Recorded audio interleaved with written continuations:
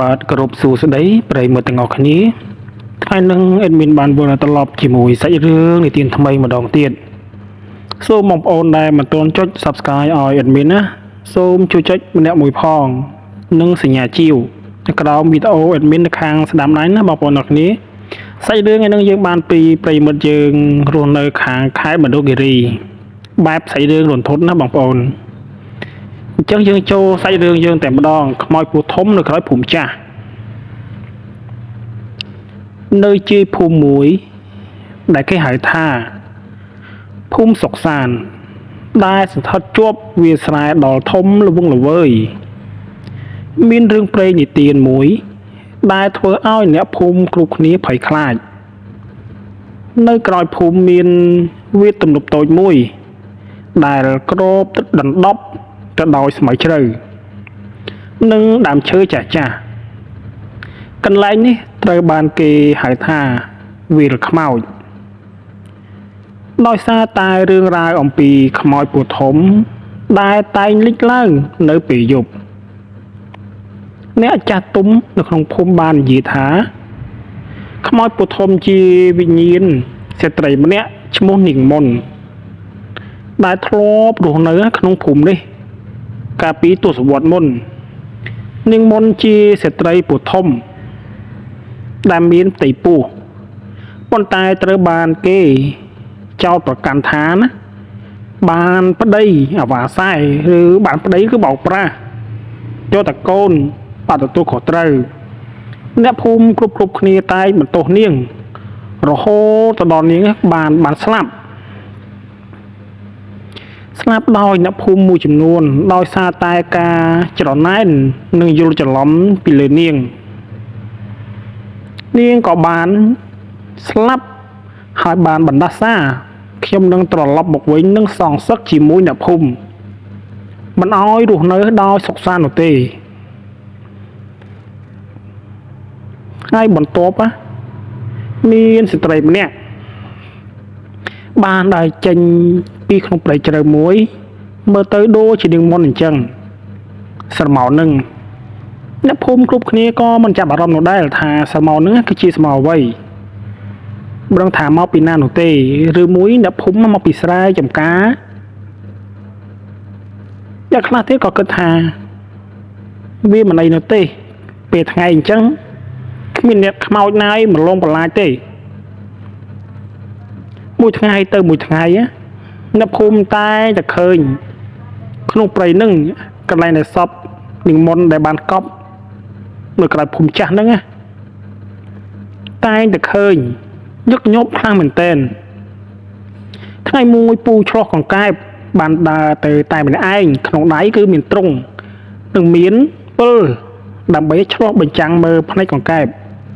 បងប្អូនអរគេពិតជាបានដឹងថាយើងទៅឆ្លងកែបម្ដងណាយើងត្រូវមានពិលនិងមានទ្រុងដើម្បីចាប់កែបដាក់ក្នុងទ្រុងគាត់ឆ្លងកែបចាប់បានច្រើនខ្លាំងមែនទែនកែបនឹង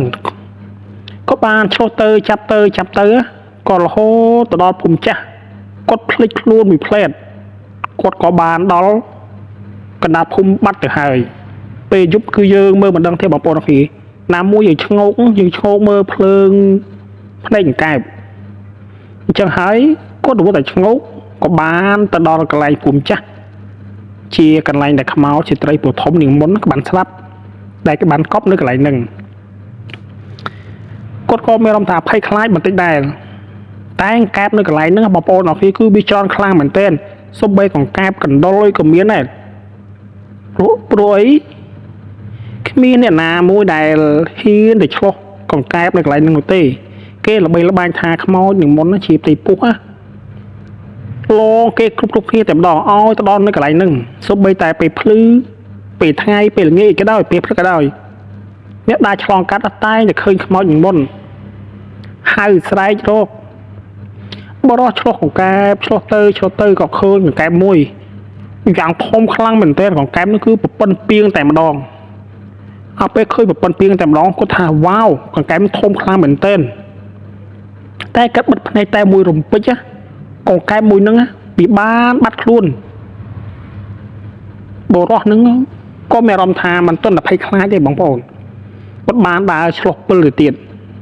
ពលរបស់គាត់ភ្លឺអែបងប្អូនណាភ្លឺនឹងក្រហមហ្នឹងគាត់ក៏ឈានជើងឆ្លោះទៅបន្តទៀតថានឹងមានកែបជាច្រើននៅកន្លែងហ្នឹងគាត់ណាមួយគាត់សប្បាយនឹងការចាំកែបផងអាការភ័យខ្លាចរបស់គាត់គឺ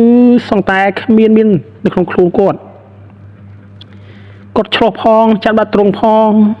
គាត់សម័យក្នុងខ្លួនគាត់ថាព្រឹកហ្នឹងអញដឹងបានពេញមកត្រង់តែម្ដងណាមួយអ្នកភូមិគ្រប់គ្នាមិនហ៊ានមកចូលនៅក្នុង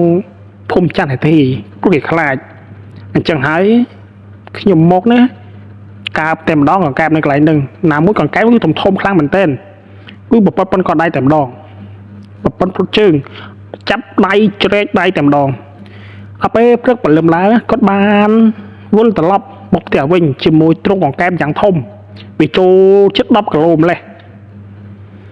ពេលព្រឹកឡើងគាត់ឲ្យប្រពន្ធកូនរបស់គាត់ជួយធ្វើកង្កែប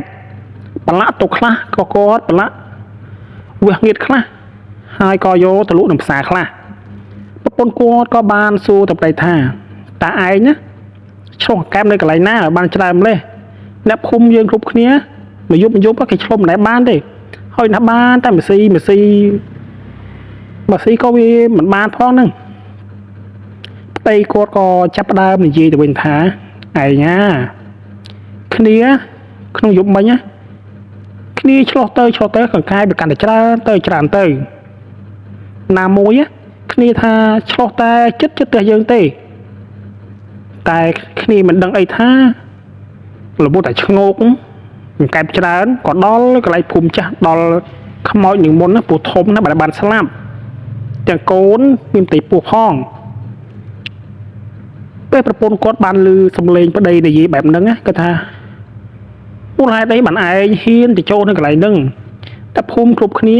គេតែងតែភ័យខ្លាចខ្មោចនឹងមុនវាឡងដល់អ្នកភូមិគ្រប់គ្នាតែម្ដងមូលហេតុអីបានជាដីឯងចូលទៅកន្លែងហ្នឹងដោយអត់ខ្លាចមានគ្រោះថ្នាក់គ្នាក៏មិនចង់ទៅដែរតែធ្វើមិនការឆ្លុះកង្កែបយើងឆ្ងោកពេលយប់ជ្រៅអញ្ចឹងក៏យើងក៏ឈានជើងទៅដល់ភូមិដល់កណ្ដាលភូមិអីហ្នឹងតែឯងកង្កែបនៅកន្លែងហ្នឹងវាច្រើនខ្លាំងមែនទែនគឺទឹកកង្កែបទឹកកដោ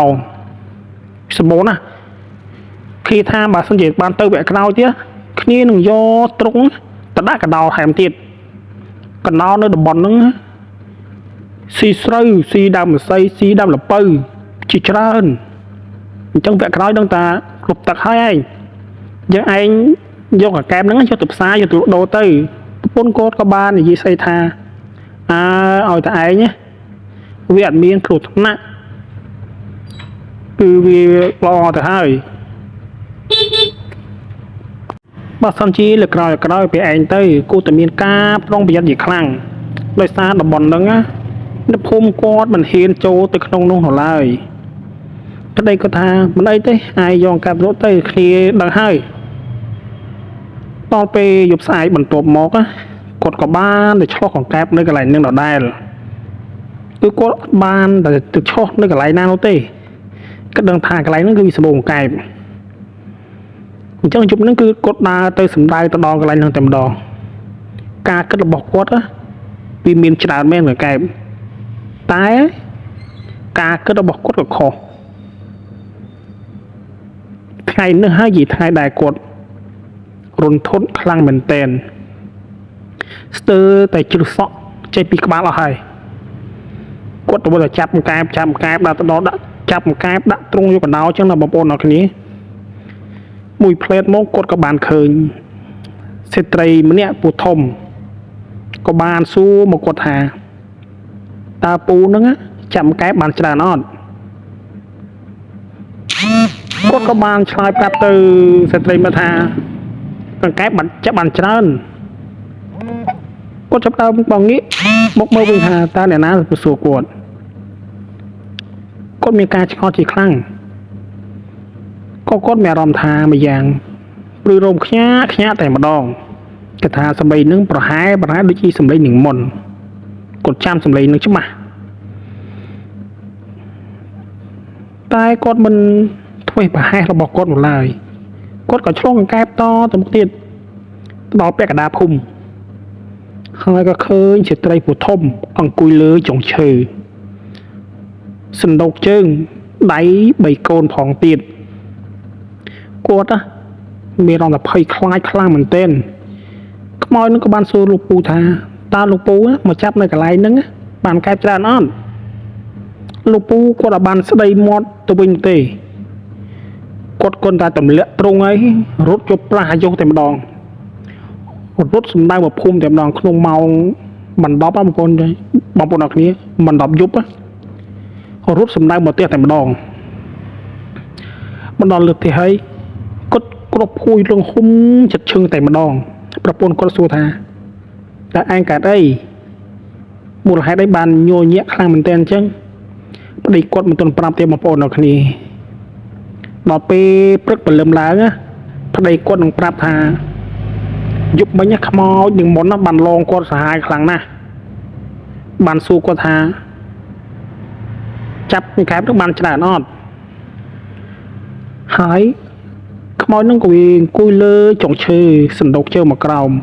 ដៃ3កូនអាពេលគ្នាឃើញចឹងហើយណាគ្នាក៏ទម្លាក់ទ្រង់ចោលហើយរត់សំដៅមកផ្ទះតែម្ដងដោយមានអារម្មណ៍ថាភ័យខ្លាចខ្លាំងមែនទែនប្រពន្ធគាត់ក៏បាននិយាយថាអត់ឃើញទេឯង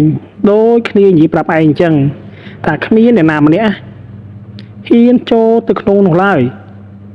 ដោយសារការលងបំលាចខ្លាំងមែនទែនធ្វើឲ្យអ្នកភូមិគ្រប់គ្នាភ័យខ្លាចតែមូលហេតុអីបានឯងហ៊ានចូលទៅក្នុងនឹងគាត់ក៏នាំប្តីរបស់គាត់ទៅវត្តដើម្បីឲ្យលោកស្រោចទឹកឲ្យឃើញប្តីរបស់គាត់ញ័រញាក់ខ្លាំងមែនទែនអញ្ចឹងខ្លាចវាមានគ្រោះទៅដល់ជីវិតឲ្យថែមទៀតផងពេលនាំទៅដល់វត្តហើយគាត់ក៏បានរៀបរាប់ប្រាប់ពីហេតុការណ៍ដែលគាត់បានជួបទៅដល់ព្រះសង្ឃក៏គាត់មិនស្ដីបន្ទោសឲ្យទេនេះជាការចិញ្ចឹមជីវិតរបស់យើងក៏បានស្រោចទឹកជ្រះថ្លាហើយក៏ត្រឡប់មកទៅវិញទៅរឿងហ្នឹងក៏បានរីដើរទៅដល់ភូមិផ្សេងថានៅភូមិហ្នឹងគឺលបំលាយខ្លាំងណាស់មិនអោយអ្នកណាម្នាក់ចូលនៅក្នុងភូមិនោះឡើយភូមិចាស់នោះសូម្បីតែភូមិដតីចូលមកក៏នៅតែឡងដែរបងប្អូនអរគ្នាការភ័យខ្លាចរបស់គេម្នាក់តែងតែមានក្នុងអារម្មណ៍ของខ្លួនតែថ្ងៃមួយមានបរិសម្នាក់ដែលមកពីភូមិផ្សេងដែលមិនបានដឹងមកស្នាក់នៅក្នុងភូមិនេះហើយក៏បាននិយាយពីរឿងនេះរឿងនោះពីរឿងផ្ទាល់ខ្លួនតែបរិសហ្នឹងក៏ជាអ្នកក្លាហានដែរគាត់បានយកទ្រង់ហើយនឹងភ្លើងពិលរបស់ពូរបស់គាត់ដើម្បីទៅរកកែបទាំងគាត់មិនដឹងថាតំបន់នេះជាតំបន់អ្វីនោះឡើយគាត់ហ៊ានខ្លាំងមែនទែនបងប្អូនអរគ្នាឃើញទេគាត់បានដើរឆ្លងកែបនៅក្រោយផ្ទះគាត់ចាប់ដើមឃើញភូមិចាស់មួយមានដើមដូងមានដើមស្លាមានដើមស្វាយធំនៅកន្លែងហ្នឹងហើយមានផ្ទះចាស់ដែលគេបោះបង់ចោលបងប្អូនគ្នាណាមួយនៅកន្លែងហ្នឹងគឺជាភូមិចាស់ផ្ទះដែលនៅចំណាស់គេទុកចោលនោះទៅ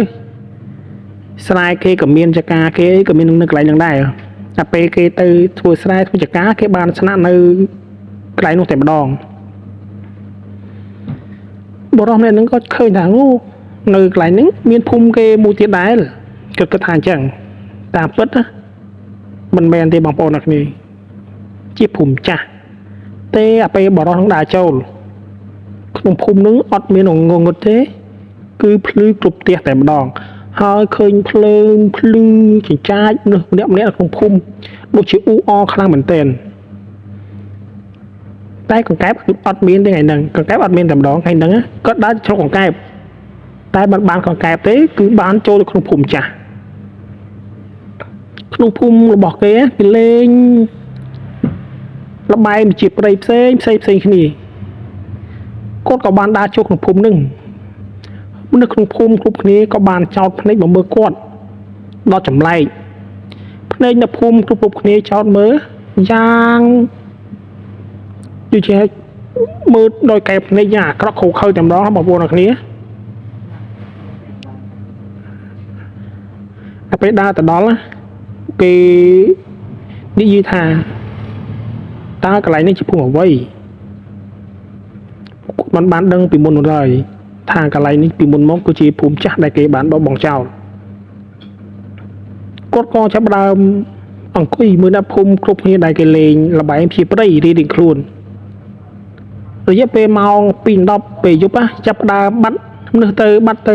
bắt tớiเตี้ยนับคุมคลาก็จะบัดเพลิงได้บัดเพลิงเตยโดยมีเพียบสงบสงัดเป็นหายแต่เนี้ยคุมนึกบัดแต่หนามันเนี่ยแต่มันเคยดาวเจนปีขนมพุ่มหนุ่มเตย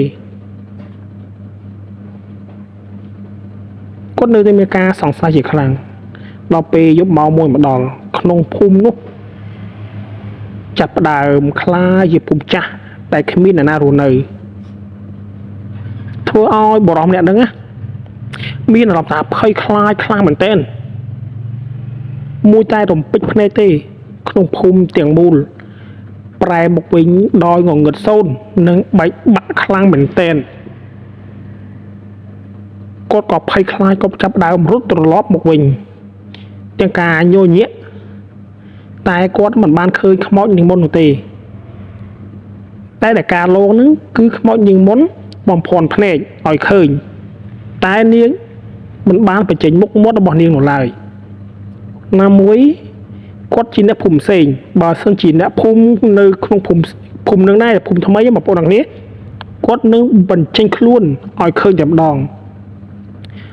กดหามาซองสักนึงพุ่มนึงกดก็จับดาวรุดตลอดหมกเตวิ่งโดยเมียนกาไผ่คล้ายนึงสั่นเสลาเป้มาดอดเตะให้ก็ดับบันปรับปูมิงบอกก้อนหนูเลยก็เดินในขนมเรื่องทอมาได้ก็ประโมทสมาร์ทใดบอกก้อนตั้งประมาณ1 วันเนี่ยเดินขนมพูตอนรับเพื่อโดยทอมาได้แต่มาดองเป้พลึกไปลำลายก็บานยีปรับปีมิงหนึ่งดูปูบอกกระถามิงปูตาในขนมพูในขนมสตึงอะเจี๊ยบพูดแบบไว้มิงปูกดกระบาลอีท่าโอ้ขโมยอ่ะภูมินึงอ่ะคือจิภูมิจ้าđại kếบ้านบองเจ้าแต่ให้แต่เตี้ยมือจุ่มนู้นก็ใบบะเต้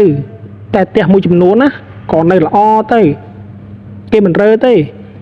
ได้สลายจากกาเกเนี่ยนึงบาสันเกเตอร์เฟอร์เกเตอร์ấyเกบานตรงนั้นนึกอะไรนึง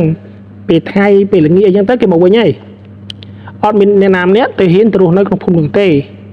เกละใบทางเนี่ยนึงคือขมเอาหนุ่มนิ่งมนลองแบบล้าจ้ะแต่ดอลบอกโอนคุ้มคลั่งเหมือนเต้นใบกันโกนดาสูรกđầy haiนึงtrong song sắc chỉ mùi nè phum để choประกันเลี้ยงทานเลี้ยงบานปดีอ่ะว่าทรายบานปดีตัดขันสลาบานปดีดึงเมาปีนาปีในหนูเต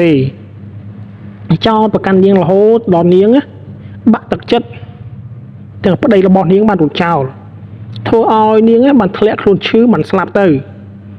จังหายเป็นเรื่องระบอดนี้นึงสองสักอยู่มุ้ยหนับคุมจังไม่ขโมยไอ้สู้ไม่จังbị nha dục mình nhé trong ban cho được không phụng nâng đây không miền pờ hai trong một chỉ hiện đây trong tha trong cái tròn kép á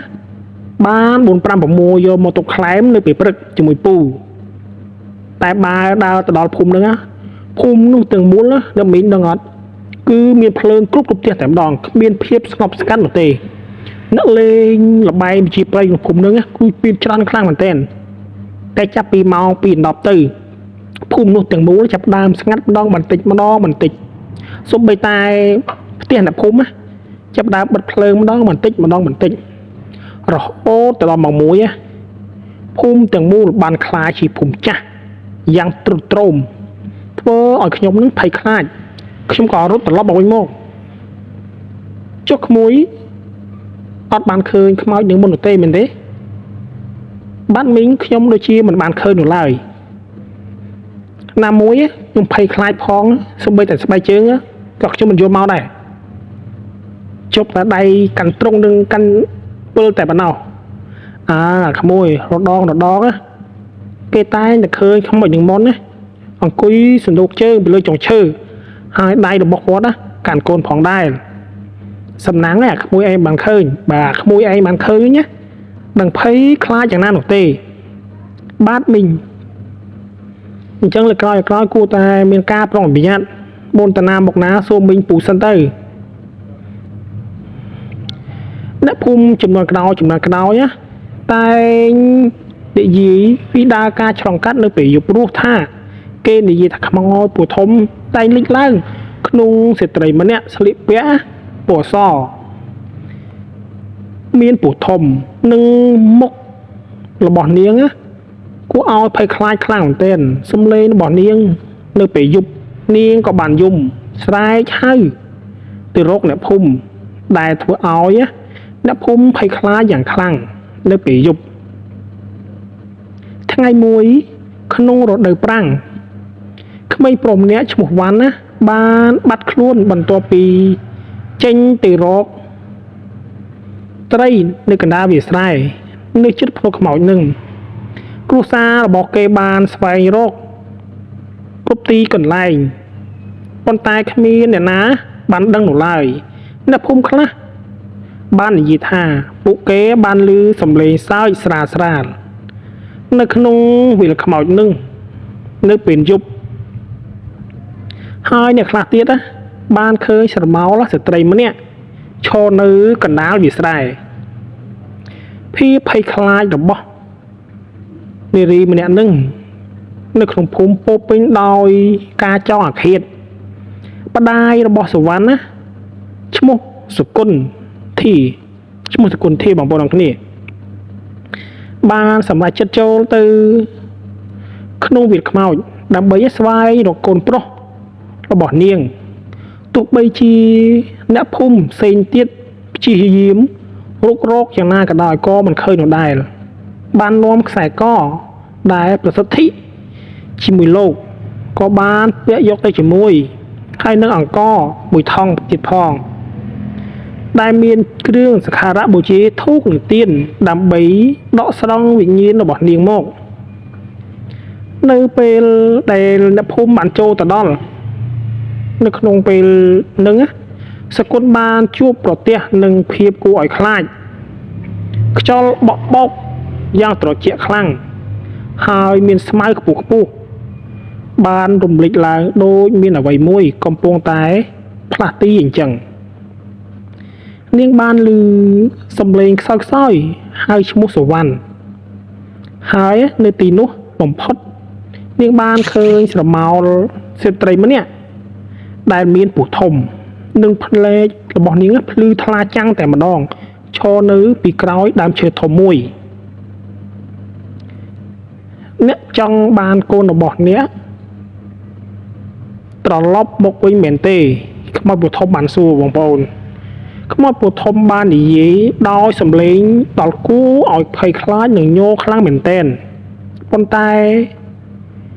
អ្នកត្រូវដាំអ្វីមួយផ្លាស់ប្ដូរឲ្យខ្ញុំ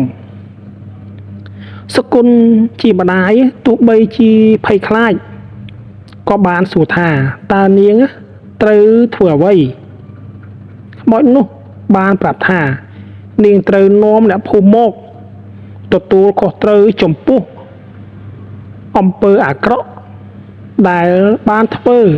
បុកលើនាងកាលពីអតីតកាលមុនសុគន្ធបានត្រឡប់ចូលទៅភូមិវិញហើយបានរៀបរាប់ប្រាប់ទៅដល់អ្នកភូមិចាស់ទុំអំពីអ្វីដែលនាងបានជួបប្រទះលោកតាសុកដែលជាពុទ្ធិចារ្យចាស់ទុំនៅក្នុងភូមិបាននឹកឃើញរឿងរ៉ាវចាស់មួយអំពីនាងមុនគាត់បានប្រាប់ថានាងមុនត្រូវបានគេចោទប្រកាន់ថាជាអ្នកប្រើអំពើធ្មប់អាបហើយត្រូវបានសម្លាប់ទៅដោយអ្នកភូមិដែលភ័យខ្លាចនាងប៉ុន្តែគ្មាននរណាម្នាក់ដឹងថានាងគ្មានចេះអ្វីនោះទេហើយការស្លាប់របស់នាងគឺមានកំហុសដ៏ធំមួយដែលអ្នកភូមិបង្កឡើង លោកតាសុកបានស្នើឲ្យអ្នកភូមិរៀបចំពិធីសុំទោសចំពោះនាងមុនដើម្បីដោះស្រាយវិញ្ញាណរបស់នាងនិងនាំវ៉ាន់ត្រឡប់មកវិញអ្នកភូមិតែភ័យខ្លាចនឹងមានអារម្មណ៍អៀនខ្មាស់ចំពោះខ្មោចនាងមុនខ្លាំងមែនទែនដែលប្រព្រឹត្តការមិនគប្បីធ្វើឲ្យនាងបានស្លាប់ពួកគេបានរៀបចំពិធីហៅវិញ្ញាណខ្មោចដោយនាំយកគ្រឿងសក្ការៈបូជានិងអញ្ជើញព្រះសង្ឃមកសូត្រមន្តសគុណដែលជាអ្នកដឹកនាំពិធីនេះបាននិយាយពាក្យសំទោសចំពោះនាងមុននិងសន្យាថាអ្នកភូមិនឹងចងចាំមេរៀននេះជារៀងរហូតនៅពេលពិធីកំពុងតែចាប់ផ្ដើមព្រឹត្តិការណ៍ខ្យល់បក់បោកយ៉ាងត្រជាក់យ៉ាងខ្លាំងហើយសំឡេងយំស្រាលស្រាលរបស់ខ្មោចពូធំបានបន្លឺឡើងនាងបានលេចឡើងនៅកណ្ដាលវាលស្រែដោយមានសុវណ្ណឈរនៅក្បែរនាងមុនបានសម្លឹងមកមើលអ្នកភូមិទាំងអស់ហើយនិយាយថាខ្ញុំមិនចង់សងសឹកនោះទេខ្ញុំគ្រាន់តែចង់បានអយុត្តិធម៌ឥឡូវនេះខ្ញុំបានឮពាក្យសំទោសរបស់អ្នកហើយនាងបានដោះលែងសវណ្ណហើយស្រមោលរបស់នាងបានរួចផុតបក់បោកទៅក្នុងខ្យល់នៅពេលនោះពន្លឺតូចតូចបានលេចឡើងនៅក្នុងវាលខ្មោចដែលគេជឿថាជាប្រលឹងផ្សេងទៀតដែលត្រូវបានដោះលែងសុវណ្ណរត់ទៅអោបម្ដាយរបស់គាត់ហើយអ្នកភូមិទាំងអស់ក៏បានស្រក់ទឹកភ្នែកដោយសារភាពរំភើបជាខ្លាំងបន្ទាប់ពីព្រឹត្តិការណ៍នោះកើតឡើងខ្មោចលែងនៅកន្លែងនេះគួរឲ្យភ័យខ្លាចទៀតហើយអ្នកភូមិបានសង់ទីដំណើរចំការតូចនៅកណ្ដាលវាលស្រែវិញដើម្បីធ្វើស្រែធ្វើចំការនាងមុននឹងមិនអាចមកវិញនោះទេណាមួយនាងបានទៅកន្លែងដែលស្ងប់សុខរបស់នាងបានទៅហើយឃើញទេបងប្អូនទាំងគ្នានាងគ្រាន់តែមករកដំណោះស្រាយដែលការភ័យខ្លាចពីមុនមកមិនជាការសងសឹកនោះឡើយឥឡូវយើងចូលសាច់រឿងមួយទៀតតែម្ដងទៅសាច់រឿងនោះគឺខ្មោចពូធំក្នុងភូមិដែរបងប្អូនទាំងគ្នាយ៉ាងភ័យខ្លាចខ្លាំងមែនទែនតែសាច់រឿងនេះរបៀបម៉េចយើងចូលទៅរីឌីសម្រាប់ទាំងអស់គ្នានៅក្នុងភូមិតូចមួយឈ្មោះភូមិឧត្តមដែលសន្ធិដ្ឋជាប់មាត់ទន្លេនិងហ៊ុំព័ទ្ធទៅដោយវាលស្រែខៀវល្ងឹតតែម្ដងមានរឿងរ៉ាវមួយដល់គួរឲ្យខ្លាចមួយដែលធ្វើឲ្យអ្នកភូមិនិងសូម្បីតែលោកសង្ឃនៅក្នុងវត្តក៏ញាក់សាច់នោះឡើយរឿងនោះគឺអំពើខ្មោចពូធំដែលត្រូវបានគេជឿថាជាវិញ្ញាណស្ត្រីម្នាក់ដែលបានស្លាប់ទាំងកូនក្នុងផ្ទៃហើយតែងតែលេចឡើងនៅក្នុងភូមិនៅពេលយប់អ្នកភូមិនិយាយថាខ្មោចពូធំជាវិញ្ញាណរបស់ស្ត្រីម្នាក់ឈ្មោះសុខាដែលធ្លាប់រស់នៅក្នុងភូមិនេះជាយូរឆ្នាំមកហើយសុខាដែលត្រូវបានគេចោទថាមានទំនាក់ទំនងខុសប្រពៃណីជាមួយបរិសម្នាក់ហើយនាងបានមានផ្ទៃពោះអ្នកភូមិបានបណ្ដាសាទៅនាងឲ្យចេញពីភូមិនឹងការបណ្ដាសារបស់អ្នកភូមិក៏បានធ្វើឲ្យនាងស្លាប់ភ្លាមតែម្ដងការស្លាប់របស់នាងអ្នកភូមិគ្រប់គ្នាតែមានការភ័យខ្លាចយ៉ាងខ្លាំងណាមួយក្នុងផ្ទៃរបស់នាងក្នុងពោះរបស់នាងគឺមានកូនអញ្ចឹងហើយអ្នកភូមិភ័យខ្លាចថាខ្លាចខ្មោចនឹងវាមកសងសឹកវិញនឹងមានភាពកណ្ដោយកណ្ដែងនៅក្នុងខ្ទមតែម្នាក់ឯងជាមួយអ្នកភូមិដោយសារតែនាងនឹងទាមទាររកការទទួលខុសត្រូវនិងបណ្ដាសាឲ្យវិញ្ញាណអាក្រក់ nơiថ្ងៃដែលបូជាមីងអ្នកភូមិបានឮសំឡេងស្ត្រីម្នាក់យំសោកសៅនិងសំឡេងទីរុស្រែចេញពីក្នុងខ្ទមចាស់នោះអ្នកខ្លះក៏បានឃើញស្រមោលស្ត្រីមានពូធំស្លៀកពាក់ពណ៌ខ្មៅដើរចេញតាមផ្លូវតូចនៅក្នុងភូមិសូម្បីតែលោកសង្ឃនៅក្នុងវត្តសវណ្ណមហារោមក៏បានឮសំឡេងខ្សឹបខ្សឹបនៅព្រះវិហាររបស់គាត់នោះដែរតែធ្វើឲ្យពួកគាត់មិនហ៊ានចេញក្រៅនៅពេលយប់នោះឡើយនៅយប់មួយក្នុងរដូវវស្សាក្មេងស្រីម្នាក់ឈ្មោះស្រីពៅបានបាត់ខ្លួនបន្ទាប់ពីចេញទៅលេងជាមួយមិត្តភ័ក្តិជិតខ្ទមចាស់មិត្តភ័ក្តិរបស់នាងបាននិយាយថាពួកគេបានឮសំឡេងស្ត្រីម្នាក់បានហៅឈ្មោះស្រីពៅហើយនាងក៏បានដើរចូលទៅក្នុងភាពងងឹតដោយមិននិយាយអ្វីសោះពួកគេព្យាយាមហៅនាងប៉ុន្តែសំឡេងនោះបានបាត់ទៅហើយស្រីពៅក៏បានបាត់ខ្លួនបន្ទាប់ពីសំឡេងនោះដែរដំណឹងនេះក៏បានដឹងទៅដល់អ្នកភូមិទាំងមូលយ៉ាងភ័យខ្លាចឪពុករបស់ស្រីពៅឈ្មោះខាន់សុភ័ក្របានសម្រេចចិត្តចូលទៅរកកូនស្រីក្នុងខ្ទមកញ្ចាស់មួយ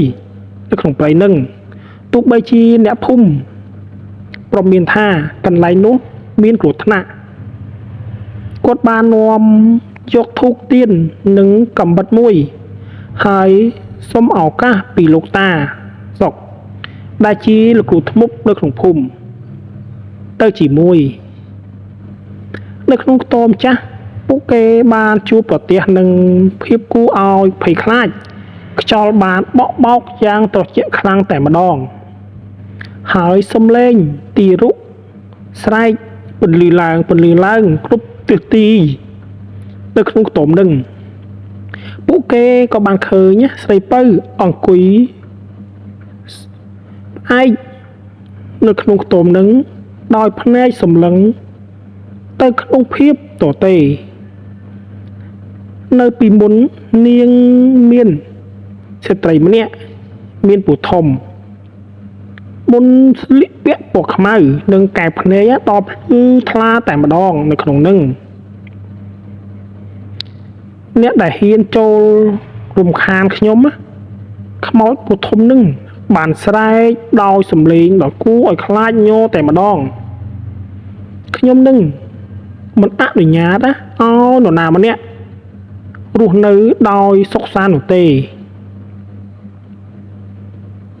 ខ្ញុំរងអយុត្តិធម៌យ៉ាងខ្លាំងលោកតាសុកក៏បានព្យាយាម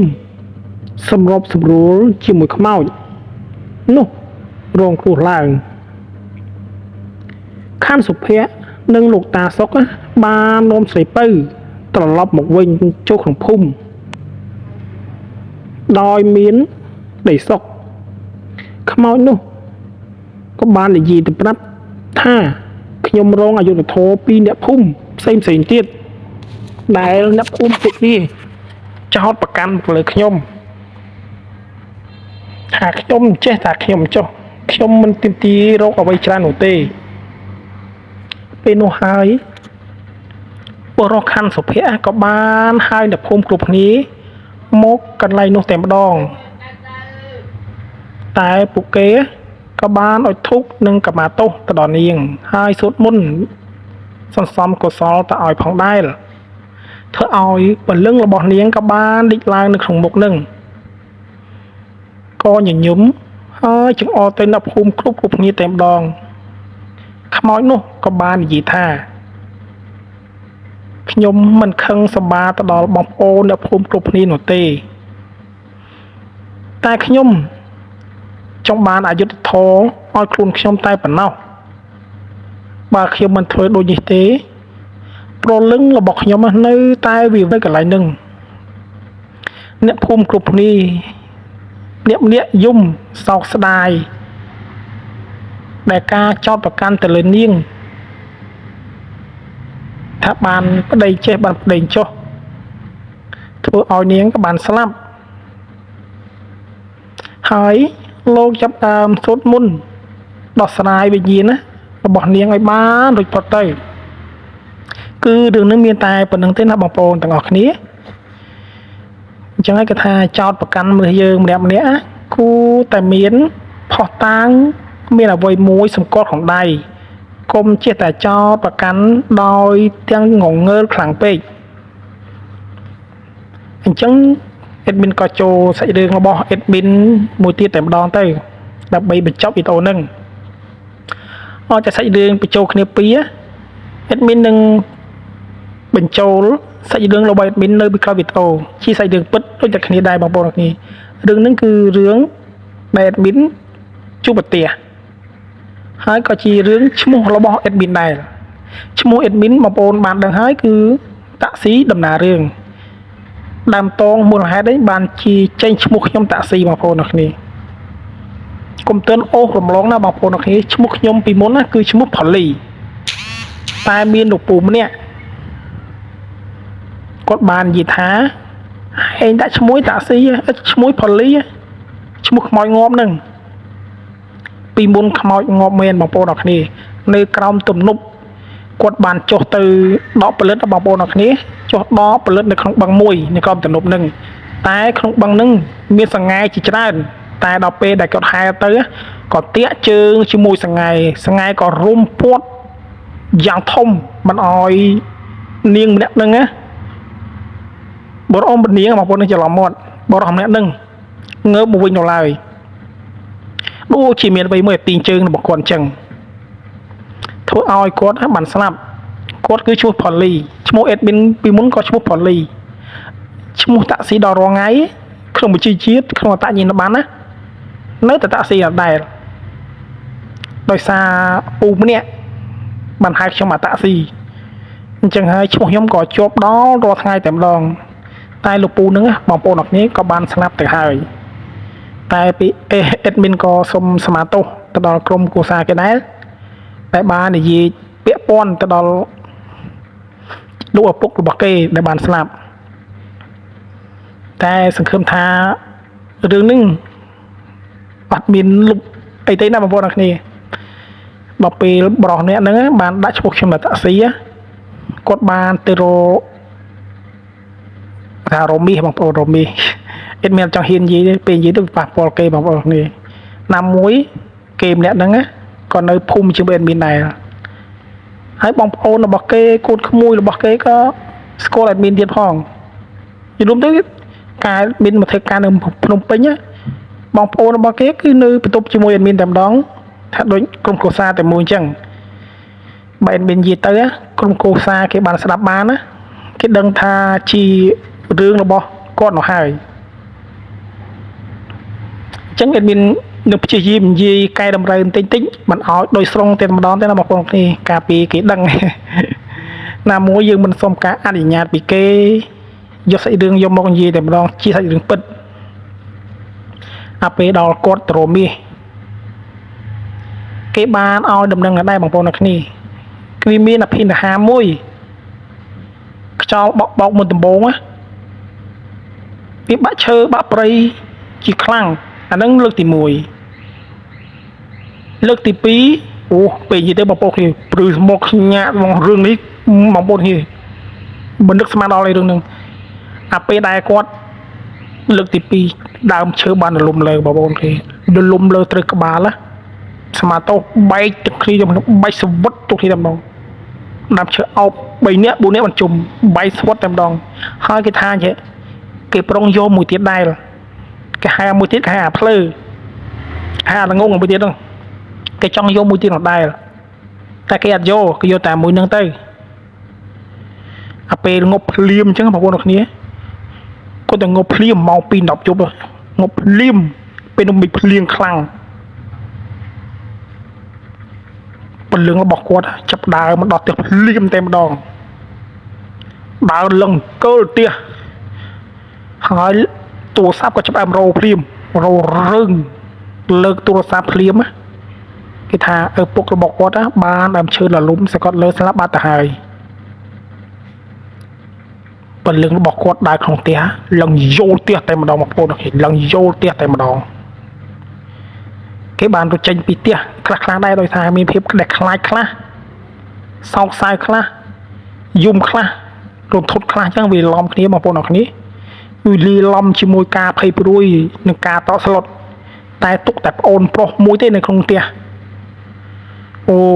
គាត់តែភ្លាមមកបងប្អូនអរគ្នាបងប្អូនដឹងអត់ថាអ្វីក៏ដោយគេតែភ្លាមចេញមកភ្លាមតែម្ដងបានឡើងគឺផ្ទះហើយគេបានទៅរកទូទីថាគេបានឲ្យ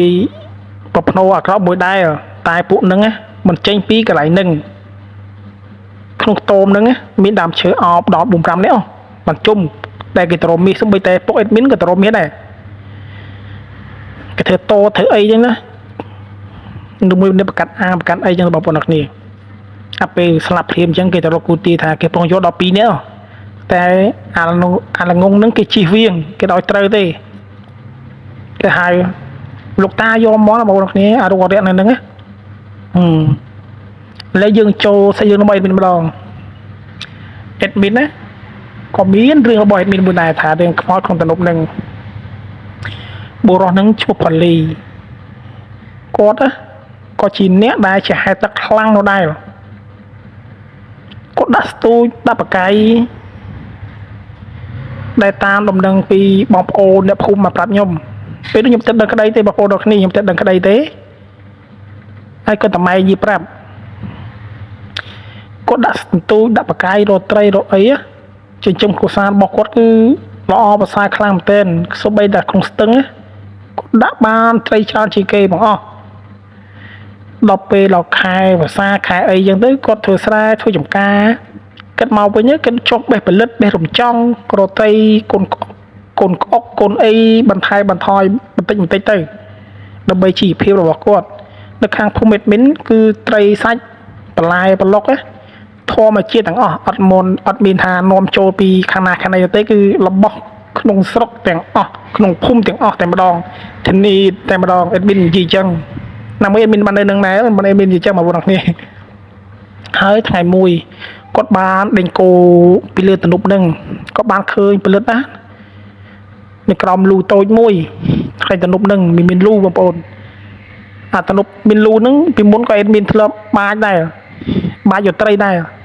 ត្រីសមោពីគេអាត្រីឆ្លាំងបងនឹងតែគេចុះលូស្គិះពេលនោះហើយបរិសអ្នកនឹងក៏ចាប់ដើមទៅចុះទៅបេះផលិតទាំងក្នុងខ្លួនរបស់គាត់ភ័យខ្លាចបងប្អូនគ្នា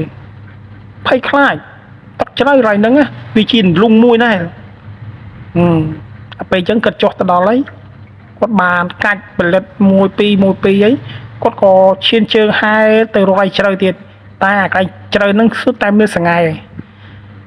ហ្នឹងបងប្អូនអ្នកនេះគឺវាស្តៀងស្រូវដែរវាស្តៀងស្រូវសង្ហែហ្នឹង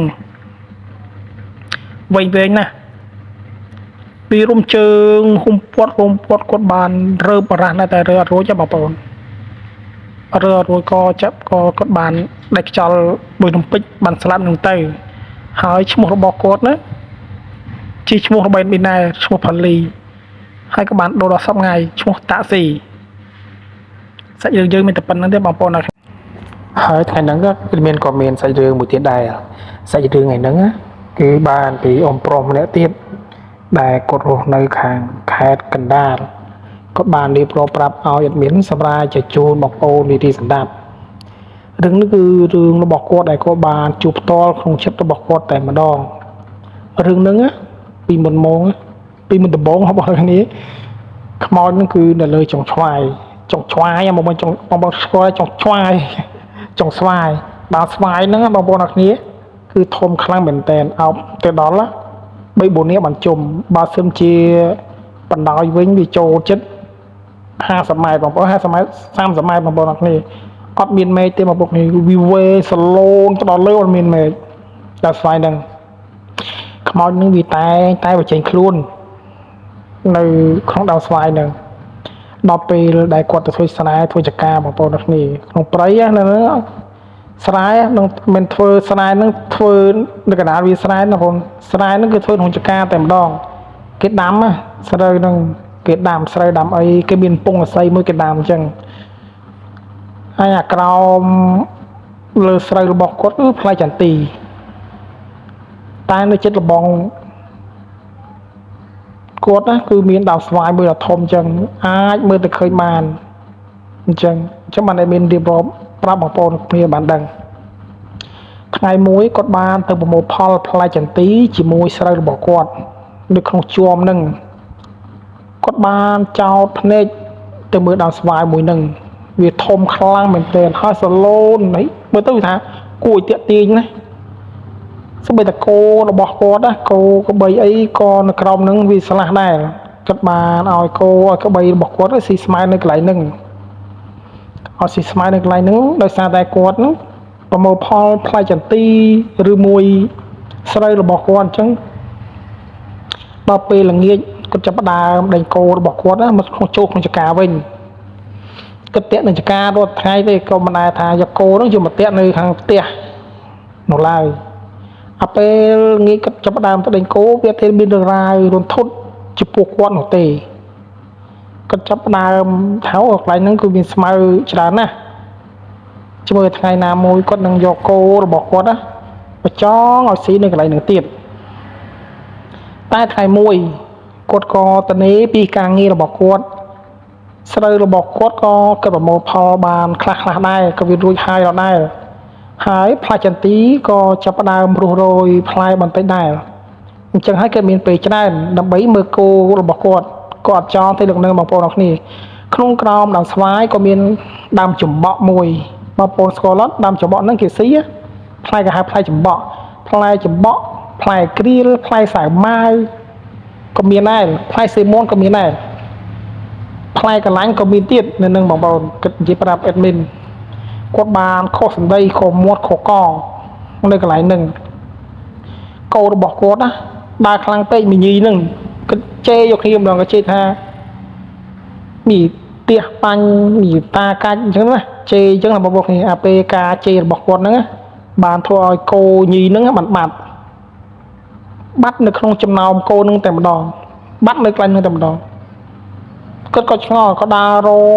រកពុះរើរកដែរតែរកមិនឃើញទេបងប្អូនអរគ្នារកអត់ឃើញថ្ងៃរកអត់ឃើញទេនៅកន្លែងហ្នឹងការពិតនៅកន្លែងហ្នឹងគឺជាកន្លែងវាលព្រៃតិចទេកន្លែងវាលតែព្រៃតិចទេបងប្អូនអរគ្នាគាត់រក3ថ្ងៃរកអត់ឃើញទេហើយកន្លងជើងគោគាត់ឃើញដែរ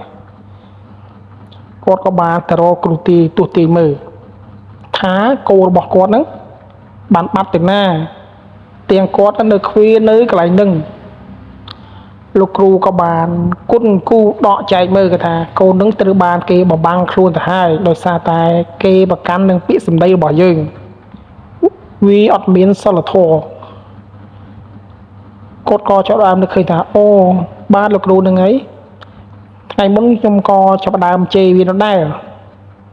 ទាំងវានឹងវាដើរខ្លាំងពេកក៏ខ្ញុំជេរវាទៅ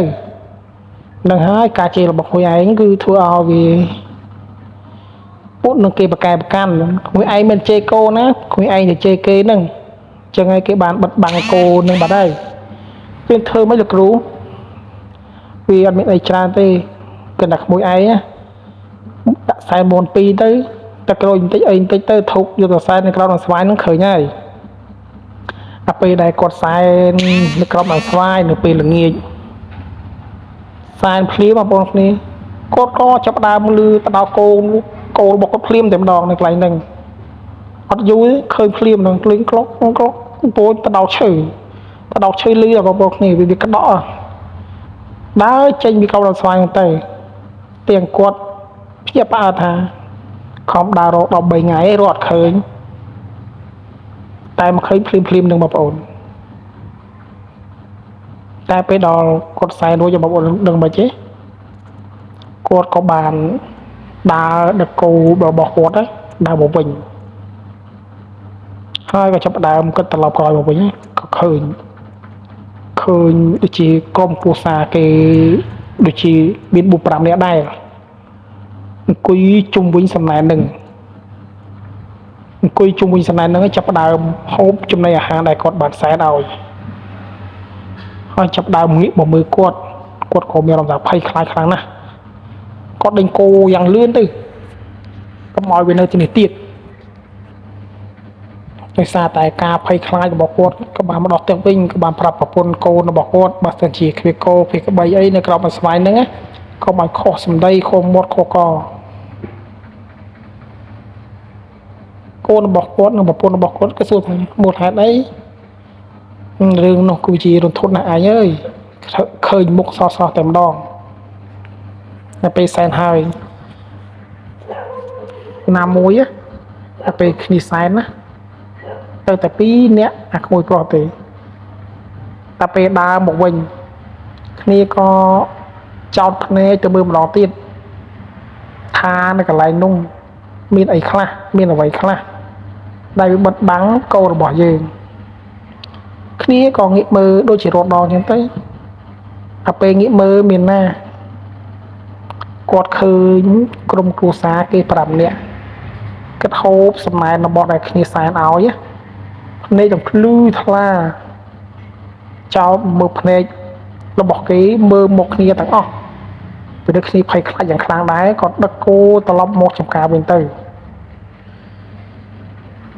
អញ្ចឹងកូននិងប្រពន្ធក៏មិនហ៊ានដែរបងប្អូនអត់ហ៊ានទៅទៀតទេផ្លៃនឹងតែវាទៅរួចផុតទេមាននៅបតនាការទៀតដែលធ្វើឲ្យលោកពូនឹងភ័យព្រួយខ្លាំងមែនទែនភ័យដល់រាល់ថ្ងៃតែម្ដងគាត់បានដេញគោដូចជារត់ដល់អញ្ចឹងគាត់ឲ្យគោស៊ីនៅក្នុងចង្ការរបស់គាត់ដូចមានកញ្ជ្រៀងមានអីមានស្មៅខ្លះដែរគាត់ក៏ចាប់ផ្ដើមទៅខែហ្នឹងខែភ្ជុំបុណ្យទានអញ្ចឹងបងប្អូននេះហើយចង្ការរបស់គាត់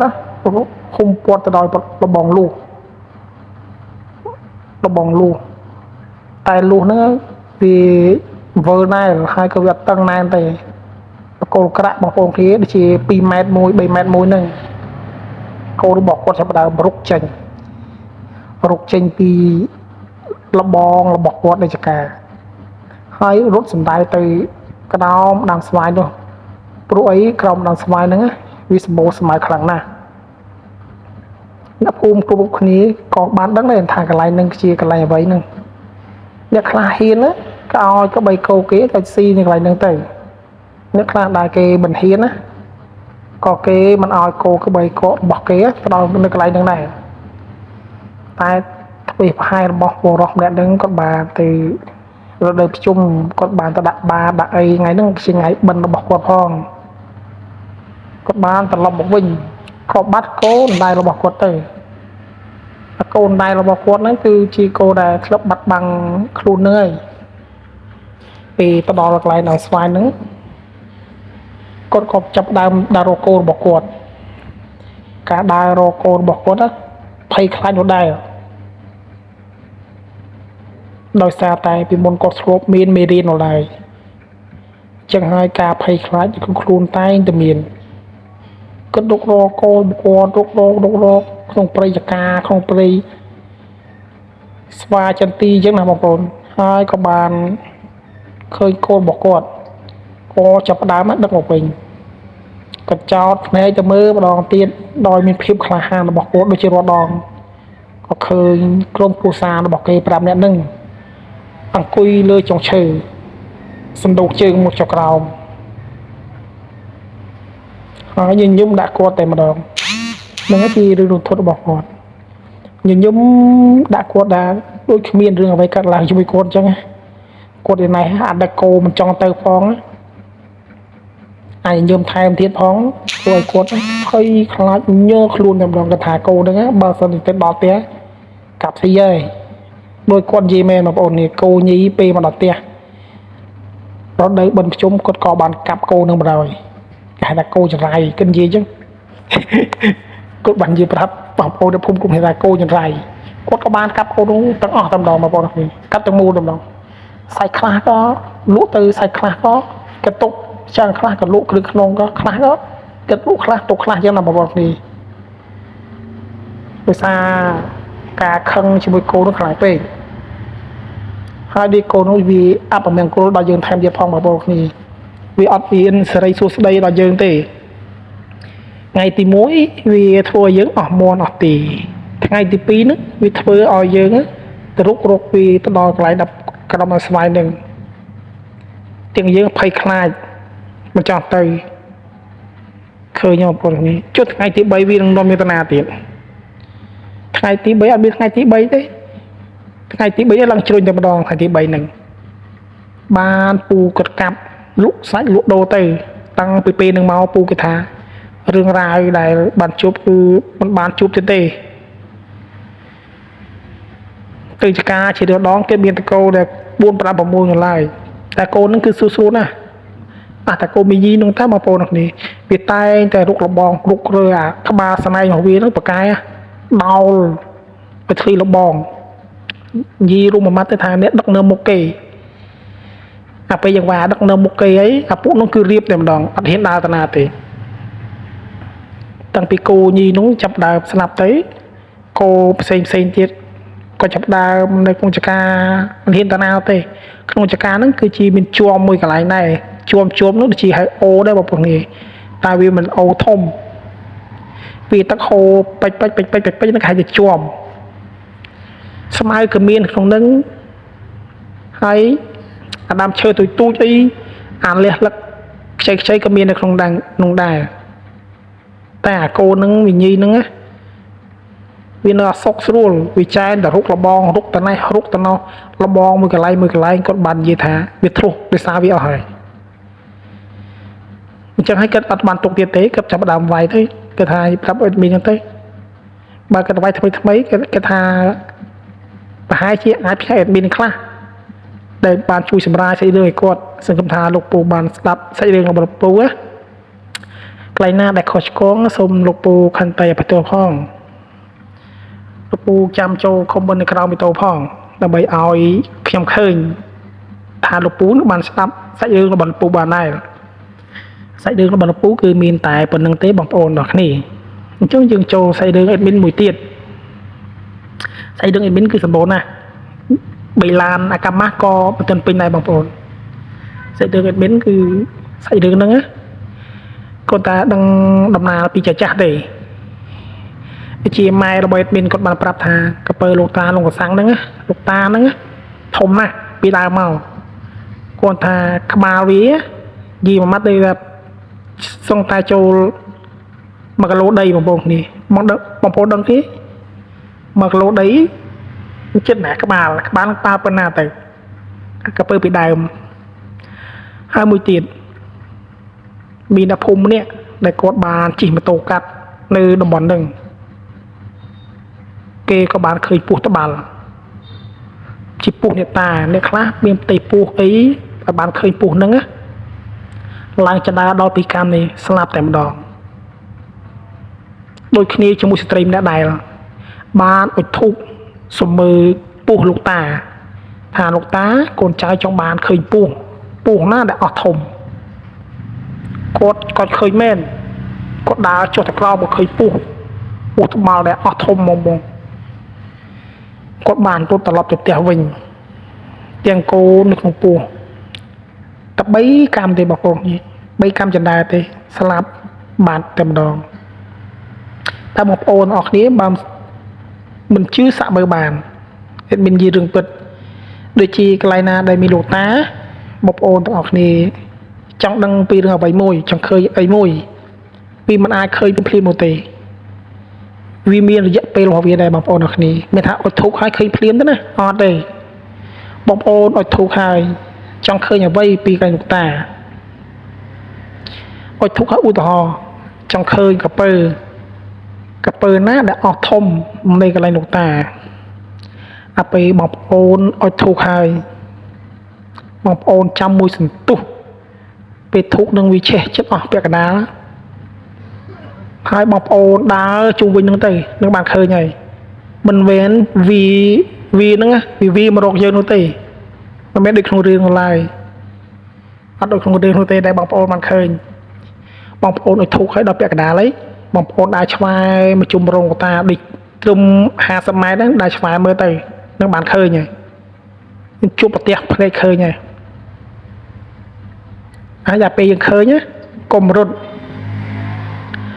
ឲ្យសោះប្រយ័ត្នអស់ជីវិតខ្លួនឯង បងប្អូននឹងត្រឡប់